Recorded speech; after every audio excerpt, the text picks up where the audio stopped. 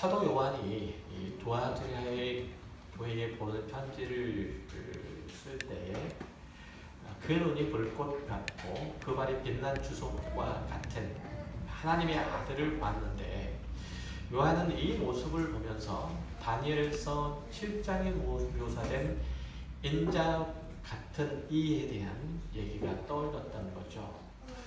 다니엘은 멸망한 나라의 포로의 신분으로 바벨론 제국의 포로로 끌려와 있는 거예요. 유다의 포로들은 참으로 두렵고 비통한 마음으로 엄혹한 포로 시절을 보내야만 했다는 거죠.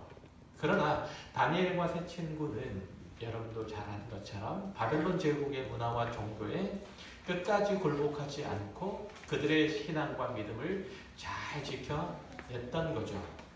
다니엘은 세상의 어떤 나라도 영원하지 않고 세상의 어떤 권세자도 여호와 하나님의 권능과 위엄과 영광에는 비교할 수 없다는 것을 보았기 때문입니다. 다니엘서 7장에서 그가 본 환상은 하나님의 아들, 즉 인자 같은 이가 불꽃 같은 눈으로 온 세상과 나라를 친히 살펴보시고 그 모든 행위들을 심판하시죠. 그 앞에서 세상 나라는 질그릇 깨지는 것처럼 산산조각이 나고 그 호령에 세상 왕들은 그 머리에서 멸류관을 떨어뜨리고 마는 거죠. 반대로 다니엘은 하나님의 택하신 백성 이스라엘로서 지존하시고 유일하신 하나님의 나라에 속하여 있기 때문에 결코 바벨론 제국의 우상을 숭배할 수 없었고 또 우상의 신전에서 나오는 그 제물을 먹을 수가 없었다는 거죠.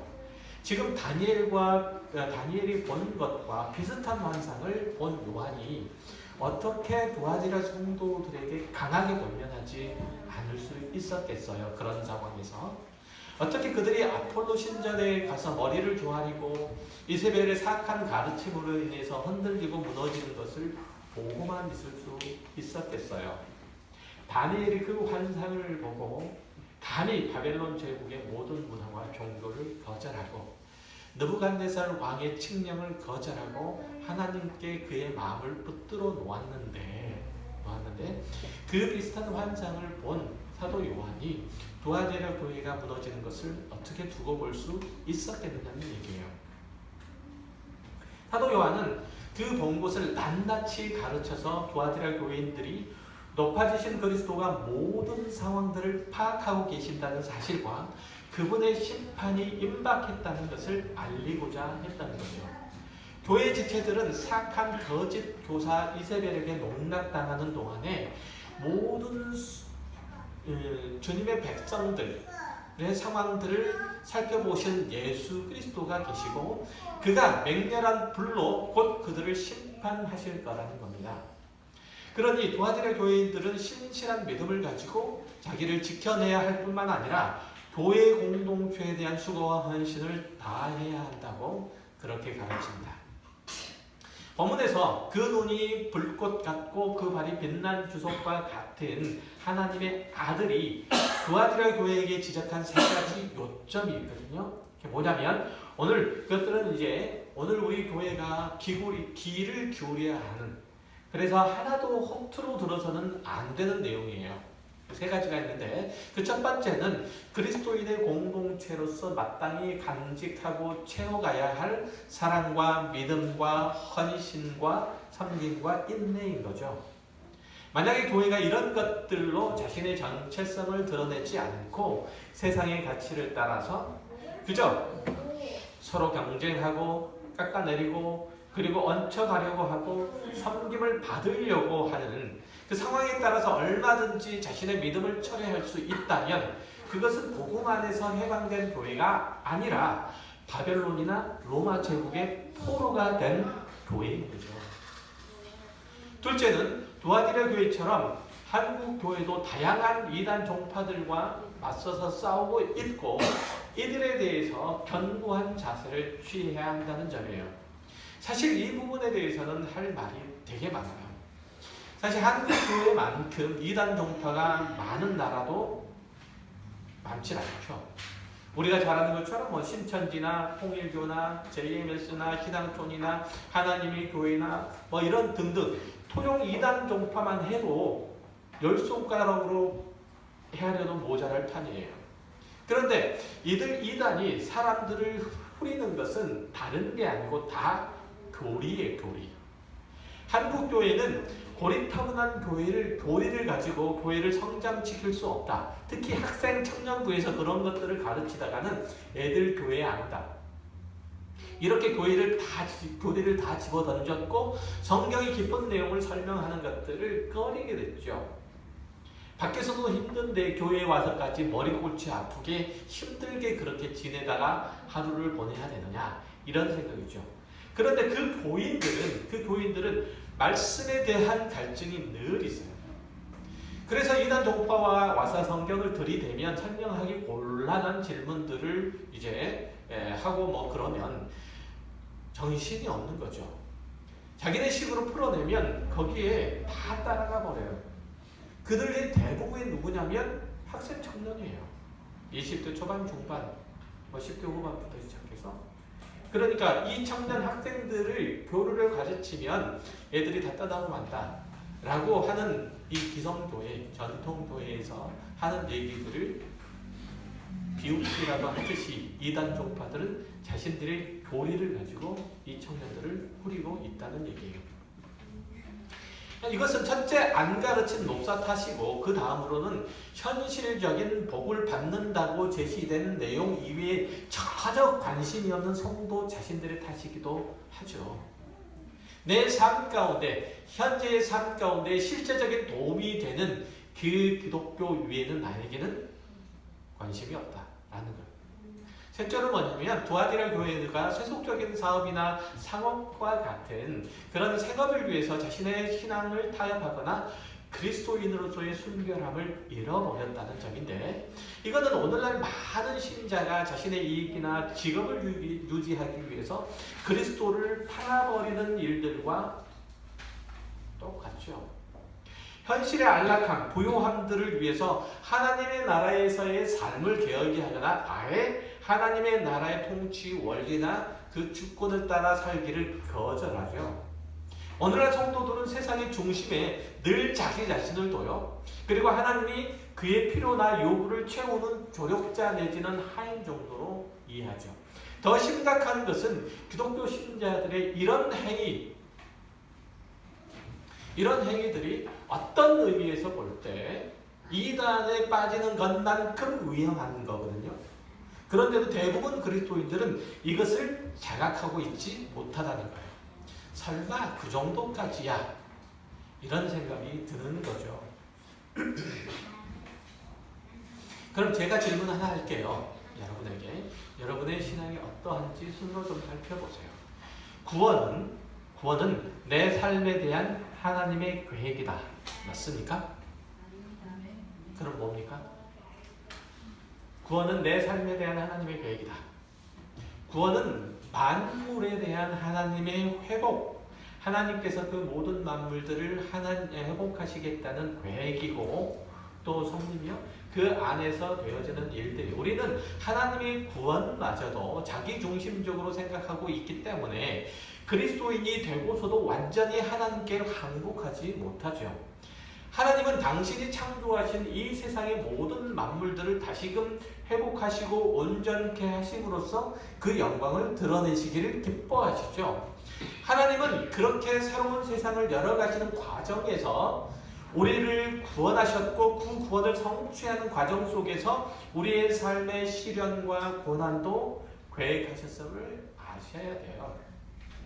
우리의 삶의 여러 가지 형편과 상황들이 그래서 있는 거죠. 그 구원을 올바로 알지 못하면 여러분들은 자신들의 삶 가운데에서의 부침, 이 굴곡을 받아들일 수가 없죠.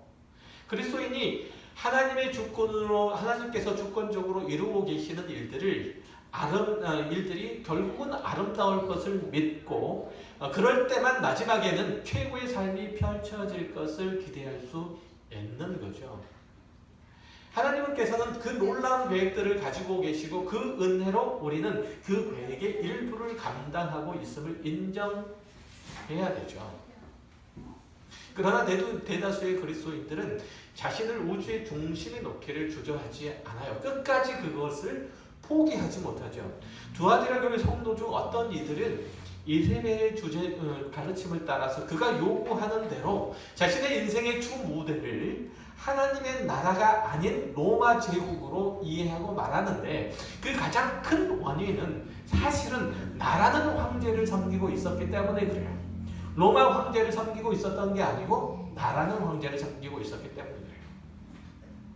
요즘 서점가에서 가장 인기 있고 많이 팔리는 책들이 어떤 것들이냐면 취미, 다이어트, 여행, 자기개발 이런 것들을 다룬 책들이에요. 확실히 현대인들은 자기와의 사랑에 빠져 있어요. 어떻게 하면 외모를 예쁘게 가꿀까? 어떻게 하면 지루하지 않고 재미있게 살 수 있을까? 어떻게 하면 풍족하고 부족함이 없이 넉넉하게 살 수 있을까? 어떻게 하면 아무 생각 없이 살 수 있을까? 이런 것들을 이루기 위해서 어떤 노력과 희생도 다 감수할 준비가 되어 있죠. 요즘 TV 프로그램 중에서 연예인들의 사생활을 보여주는 것들이 되게 많아요. 제가 가장 싫어하는 그런 프로그램들인데 어쨌든 그들이 어떻게 놀고 먹고 마시는지, 그들이 어떻게 자신을 위해서 투자하고 자신을 신주단지처럼 아끼는지 보여주면서 그대로 따라하도록 강요하죠. 맛있는 음식을 먹고 트렌디한 옷을 입고 좋은 집에서 사는 모습을 보여주면서 소비를 부추긴다거나 대리만족을 느끼게 한다거나 부러움을 만들어내죠. 그렇게 여유와 풍요를 누리지 못하고 매일 쫓기듯 사는 사람들은 다 헛사는 것 같고 인생에 나고 자고 실패자와 같다는 그런 마음을 품게 만들어요. 여러분은 그런 프로그램들을 보면서 그런 느낌 안 드십니까? 나도 저렇게 여유롭게 살고 싶다. 이런 거. 나는 왜 내 팔자가 이 모양인가? 여러분. 그들이 그려내는 삶은 그들이 그려내는 삶은 이벤트의 연속일 뿐이지 현실의 뿌리박은 치열함이 없죠. 삶에 대한 진정한 성찰이 없어요. 그리스도인으로서는 그래서 그런 TV를 보면 안 돼요. 보지 말라고 얘기하는 것이 아니라 그걸 알라는 거예요. 낙태죄가 위헌으로 판결이 났죠. 임신 22주까지는 중절 수술을 해도 문제가 없대요. 그 전까지는 사람이 아닌가 봐요. 요 안에 있는 게. 요 안에 있는 건 기름기밖에 없는데. 저는. 지방밖에 없는데. 어쨌든 전혀 문제가 없고 그 이후에도 여성의 결정권을 존중한다고 함으로써 사실상 낙태 금지법이 사라졌죠. 이 법이 위헌임을 강력히 주장했던 이들이 누구냐면 누구도 여성이 자기 몸을 결정할 수 있는 권리를 빼앗아갈 수 없다는 거예요. 그러니까 그들은 자기 몸에 있는 생명이 새로운 인격체로 자라날 씨라고 하는 사실, 그러니까 몸속에 있는 어찌 보면 인격체라고 하는 사실을 인정하지 않고 그 생명을 마치 양성 종양 정도, 그 정도로 이해하고 있나 봐요. 자기의 행복과 자유에 방해되는 것은 무엇이든지 없애거나 치워버릴 수 있는 권리가 자기에게 있다고 생각을 하거든요. 방자하지 않습니까? 인간이 자기 삶에 대해서 설정되어 있는 기본적인 사고방식은 이처럼 늘 자기중심적이에요.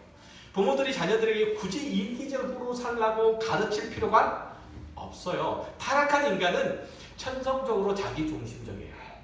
우리는 세상이 우리를 위해서 존재한다고 생각하고 지구가 나를 중심으로 돈다고 생각을 해요.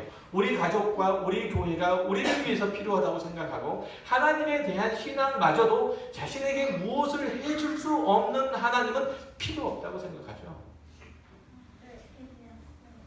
그리고 궁극적으로 우리는 자신이 얻은 구원을 보면서 하나님은 나와 나의 영광을 위해서 존재한다고 여겨요. 물론 겉으로는 그렇지 않겠죠. 그러나 보세요. 하나님은 나를 위해 예수님도 보냈고 나를 위해 구원이라는 제도도 만들었고 나를 위해 천국도 준비해 놓으셨다. 이게 무슨 큰 잘못이 있겠어요? 그렇게 생각하시잖아요. 이런 의식은 찾아 새로운 게 아니에요.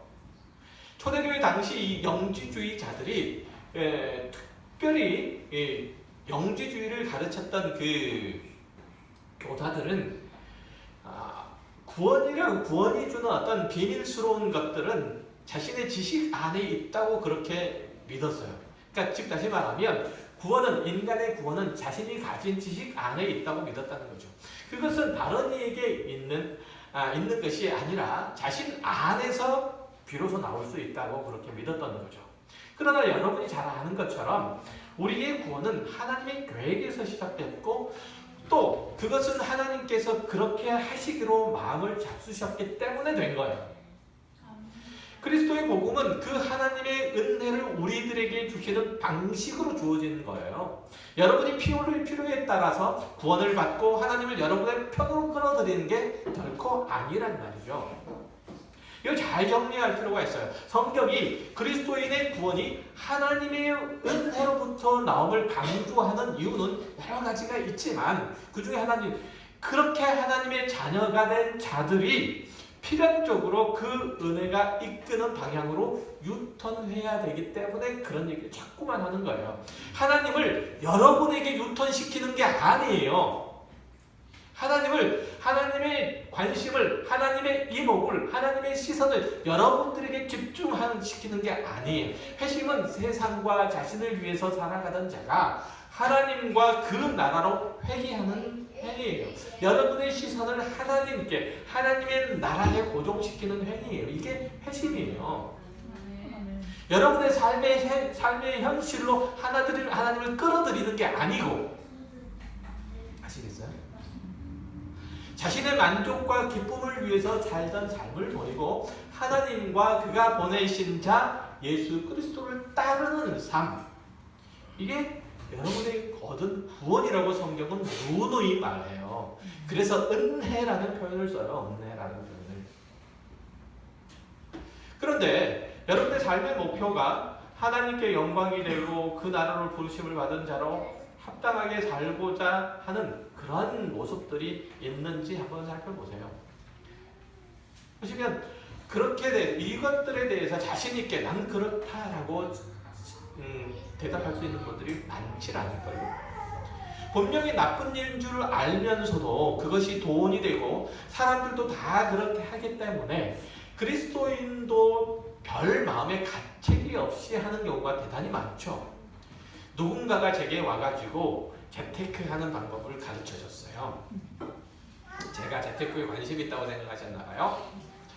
주택 청약을 본 걸 가지고 목 좋은 곳에 아파트 청약을 하라는 거죠. 우리 가족 정도면 최우선적으로 당첨이 될 수 있으니까. 중도금까지 부이자로 빌려주는 것도 잘하는 일인데요. 그렇게 정도금을 지불하고 입주할 때 못 들어가면 프리미엄 붙여가지고 딱지 팔면 된대요. 그런 제도를 제가 잘 몰라가지고 판단 잘 안 썼지만 어쨌든 그런 식으로 차익을 남기고 싶지는 않아요. 그러면 실수요자는 그 차익만큼 더 돈을 내고 아파트를 구입해야 되잖아요. 그럼 그런 사람들은 그러죠. 어차피 그 사람도 자기가 산 금액에서 더 얹어서 팔 거니까 상관없다고. 그래서 지금 20대가 우리나라를 보고 헬조선이라고 얘기를 하는 거예요. 그래서 기성세대가 이 나라를 헬조선으로 만들어버린 거예요. 이스라엘의 멸망이 어디에 있는 줄 아십니까? 하나님을 경외한 들이 없었고 자신들이 하나님의 백성이라는 것을 아주 가볍게 여겼죠. 그래서 사회 경제적으로 부조리와 부패가 판을 쳤기 때문인 거죠. 잘 들어보세요. 이 내용 되게 중요한 내용인데, 그러니까 뭐냐면 그 이스라엘 백성들이 성전과 왕궁을 중심으로 하는 소수의 지배계층들을 중심으로 이 이스라엘은 나라가 꾸려지고 움직였단 말이에요. 그러다 보니까 이 소수의 지배계층들이 경제적인 착취를 일삼게 되죠. 종교적으로 또 정치적으로는 그것을 정당화해요. 종교적으로. 마치 우리나라 80년대, 90년대랑 비슷하죠. 90년대, 80년대 비슷하죠. 독재 정권을 열심히 자기의 독재 정권을 하고, 그리고 종교는, 특별히 기독교인은 그것을 열심히 비호하고, 그래서 편승해서 같이 갔다. 그렇게 했기 때문에 그래요. 그러니까 왕이나 제사장이나 선지자로 임명된 사람들이 자신의 이익을 위해서 당연히 해야 될 하나님의 공의와 정의를 외면해버리는 거죠. 그리고 기근이라도 발생하는 해에는 이들 지배계층들은 사회적인 약자들에게 높은 이자를 받으면서 식량을 빌려줘요. 그리고 나중에 그 빚을 못 갚은 사람들의 토지를 빼앗든지 그의 가족을 노예로 삼아버린 거예요. 마치 조선시대랑 비슷하잖아요. 똑같잖아요. 심지어는 율법에 따르면 토지를 소유할 수 없는 제사장들이 그런 짓을 서슴지 않았으니 하나님의 백성들의 삶의 고통이 심각할 수밖에 없었죠. 그들의 입속에서 신음이 나올 수밖에 없었던 거예요. 하나님은 이렇게 불의한 자기 백성에게서 죄악을 걷어내고 그의 의로우심을 선포하셔야만 했던 거예요. 주위의 바벨론 사람들을 일으켜서 그 채찍으로 사용하신 건데요. 멸망할 당시에 남유다는 애굽과 그리고 아수르 사이에서 열심히 그리고 아슬아슬하게 외교적인 줄타기를 했던 시절이에요. 그러니까 양쪽의 눈치를 보면서 자신들의 칠lat 같은 목숨을 이어갔던 거죠. 그러나 유다의 왕 그리고 지도자들이 관심을 두지 않았던 갑작스럽게 바벨론이라고 하는 나라가 느닷없이 강성해져 가지고 아수르를 치고 예루살렘으로 진격해 와가지고 성과 성전을 무너뜨리고 왕과 더불어 수많은 사람들을 포로로 끌고 가버린 거예요. 그 가운데 우리 여러분 잘 아는 것처럼 다니엘도 있었고 새 친구들도 있었죠. 이스라엘은 그들의 왕이신 하나님을 외면하고 세상 왕의 눈치를 보기에 바빴다는 거예요. 행여 자신들의 가진 행복과 여유를 빼앗길까봐 전전긍긍해서 외교적으로 줄타기를 했던 거예요. 이스라엘 지도자들이 세상 사이에서 열심히 줄타기를 했던 이유는 그들이 살아가는 나라가 하나님 나라인 것을 망각했기 때문에 그래요. 이스라엘 모든 백성들은 하나님의 형상이고 소유인 것을 인정하지 않았기 때문에 그들은 사회적인 약자를 누리는 것이고 자신들의 종교 사회적인 의무와 사명을 잊어버린 거예요. 이스라엘 모든 사람들은 어떤 사람들이라고요? 하나님의 형상이라는 사실을 잊었다는 거예요. 그렇다면 그들의 운명은 눈에 보듯이 빤한 결과를 낳을 수밖에 없었던 거죠. 신명기에서 약속한 바와 같이 이스라엘을 포로로 끌려갈 수밖에 없는 거예요. 그동안에는 예루살렘과 그 이후의 유대 땅들을 텅텅 비게 되고 소수의 유민만 살았기 때문에 토지와 가옥에 대해서는 아무도 자기 소유권을 주장할 수 없게 만드신 거예요. 하나님께서 다 흩으셨다는 얘기예요. 하나님은 이렇게 그의 땅의 안식을 그의 나라의 정의와 공평을 되찾으셔서 이것이 다니엘과 요한이 본 그 눈이 불꽃 같고 그 발이 빛난 주석과 같은 하나님의 아들이 마지막 날에 하시는 심판을 미리 보여준 거예요. 오늘날 교회 지도자들 중에서도 하나님과 세상 사이에서 열심히 줄타기를 하는 이들이 있죠. 자기의 배를 위해서 하나님을 이용하는 이들이 있어요. 기독교라는 종교를 이용해서 사람들에게 물질 만능주의 그리고 배금주의를 신봉하도록 열심히 부추기고 아니면은 옹호하고 거기에 포로된 사람들을 오히려 하나님의 이름으로 축복하면서 자신의 입속을 채우려고 하는 이들이 있어요. 이 타락한 지도자들은 하나님마저도 우상으로 전락시키죠. 그분의 마음에 들려면 그분의 진노를 사지 않으려면 주일 성수를 열심히 해야 헌금도 열심히 잘하고 봉사도 해야 된다. 이렇게 말하죠. 교회에서만 신자 노릇하면 된다라고 생각을 해요. 그러면서 자기의 종교적인 야망들을 달성을 하고 경제적인 이익들을 채워가죠. 이 지도자들은 성도들이 현세의 성공과 물질적인 풍요들을 얻기 위해서 악당짓을 해서 가져온 것들을 가지고 하나님의 복주심이라고 거짓말해요. 그들에게 그렇게 면죄부를 줘요. 그리고 성도들은 자신이 일상에서 그리스도인으로서의 거룩이나 의와는 거리가 먼 짓을 하면서도 그것들이 하나님의 복을 주시는 방편이라고 생각을 하고 열심히 세상의 악한 것들과 타협을 하게 되죠. 이렇게 목사들과 성도들은 사실은 자기를 속이면서도 그런 행위를 한 사람을 서로 위로하고 서로 위안을 주는 거죠. 이것이야말로 이세벨의 꿰매 빠진 자들의 자기 기만이에요. 이세벨의 꿰매 빠진 자들의 공통적인 특징은 뭐냐면 이들이 두려워하고 사랑하고 소유하기를 원하는 대상이 따로 있다는 거예요. 그들은 하나님을 믿는다고 말하지만 사실은 만몬이 자기를 외면할까 두려워하고 견딜 수 없는 거죠. 만몬이 뭔지 알죠? 돈의 신, 돈. 그래서 어떻게 해서든지 그 신의 마음을 자신에게 되돌리려고 애를 쓰는 거죠. 물론 하나님께서 우리의 마음과 형편을 잘 알아서 그때마다 잘 해결해 주시면 그보다 좋은 일들은 없겠지만 하나님은 그렇게까지 친절하지도 않고 우리 말도 잘 들어주시지 않고 우리의 마음에 쏙 들도록 그렇게 일처리를 해주시지 않기 때문에 그렇게 과신할 분은 못 된다라고 생각을 하는 거죠. 여러분 마음속에 그렇게 생각하지 않습니까? 반면에 만몬은 대부분의 우리 형편에 잘 작동하기 때문에 하나님께 나가서 뭘 달라고요? 만몬을 달라고 그래요. 하나님 앞에 나와가지고 저에게 만몬을 주십시오라고 해요. 하나님을 주십시오라고 얘기하지 않고 만몬을 주세요. 재미나지 않습니까? 마치 출애굽한 이스라엘 백성들이 시내산 아래서 아피스의 암소, 하돌의 황소를 만들어 놓고 거기에 절하고 춤추는 것과 똑같은 행위를 하는 거예요. 그들은 하나님께서 원하시는 백성이 되는 것보다는 아무런 제약도 없고 한계도 없고 부족도 없는 그러한 젖과 꿀이 흐르는 가나안 땅을 원했다는 거예요. 무엇을 원했다는 거예요? 하나님이 주권적으로 역사하시고 통치하시는 땅을 원했다는 것이 아니고 그냥 환경이 좋은 곳, 자유로운 땅을 원했다는 거예요.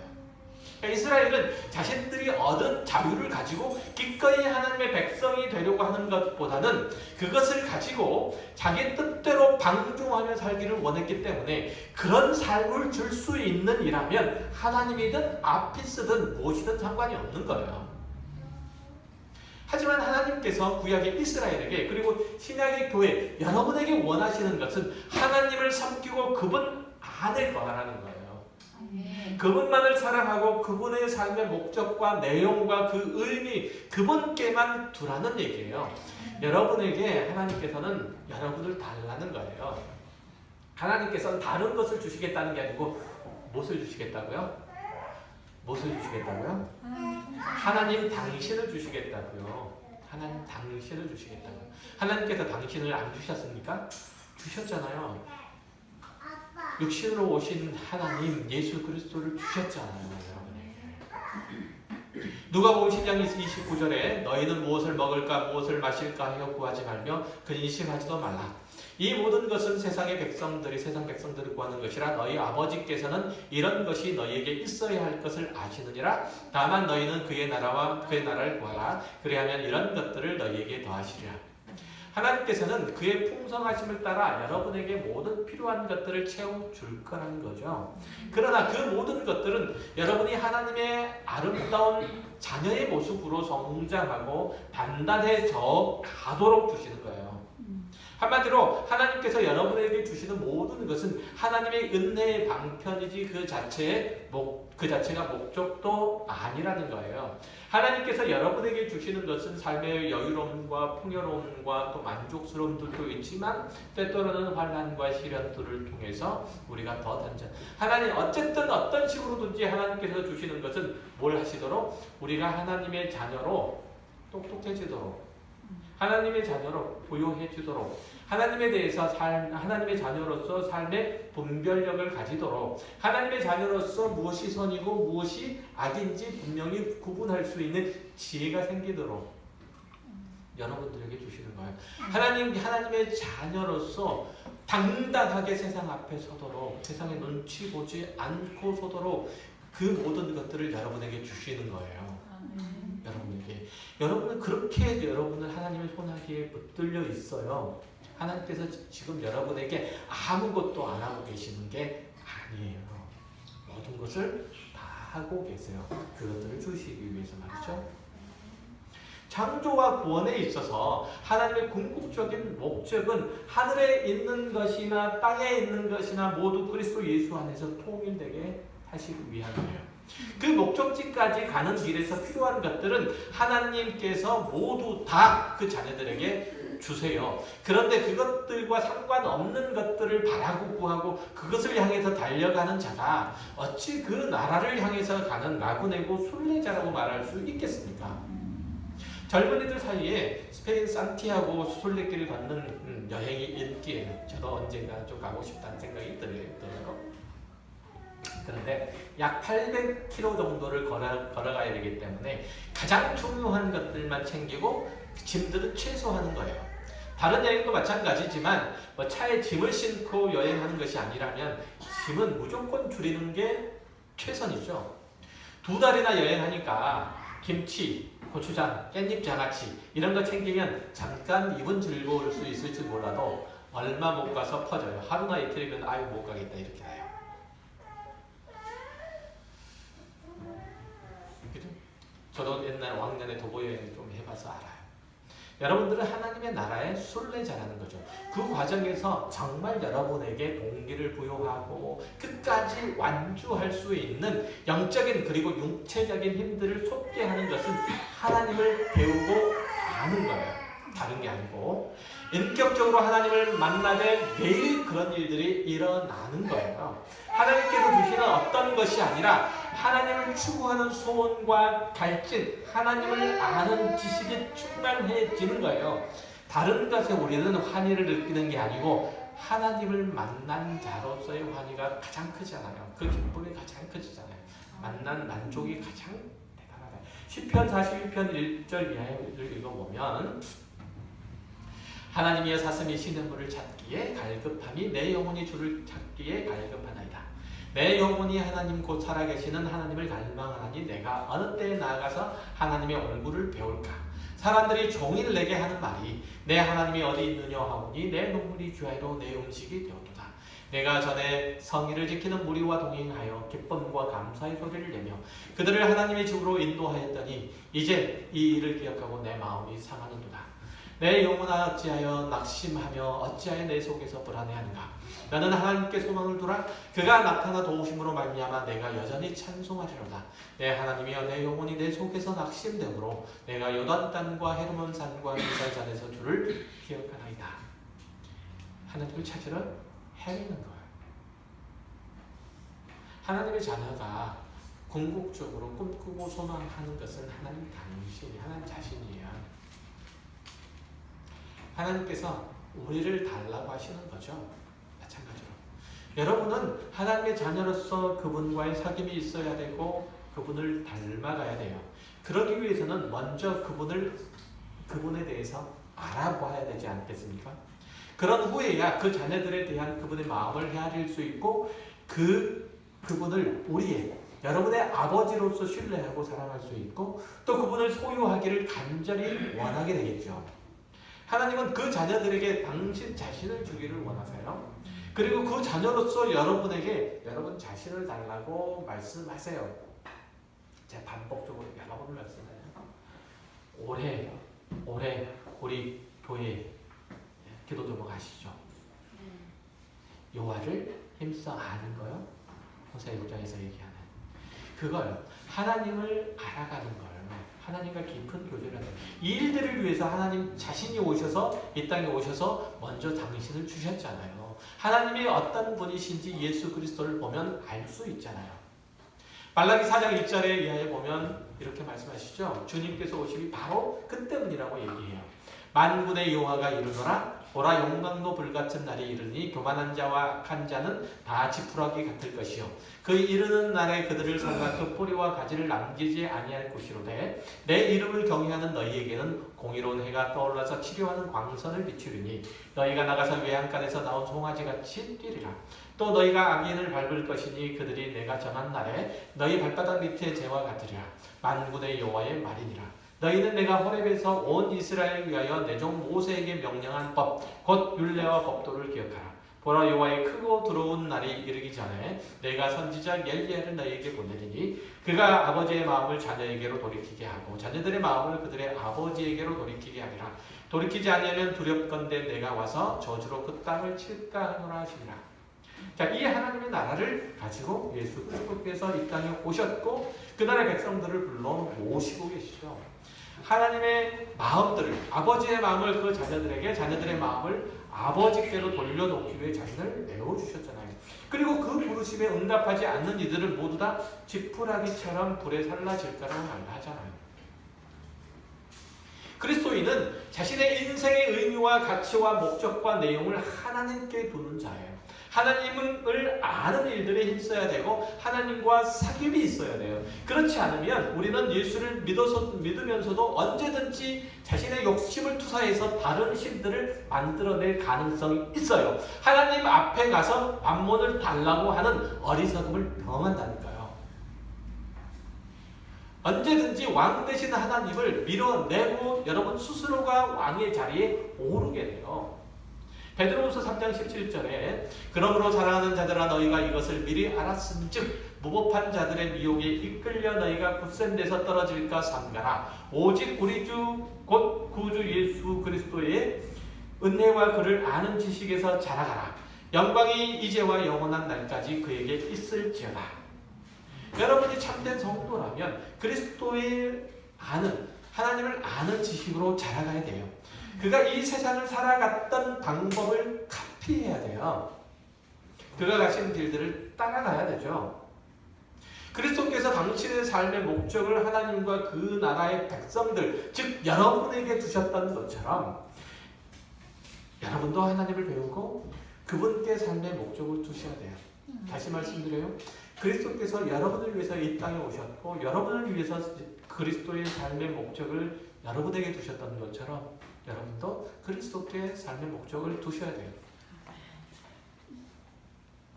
여러분의 구원의 출발점이 어딘지 살펴보세요.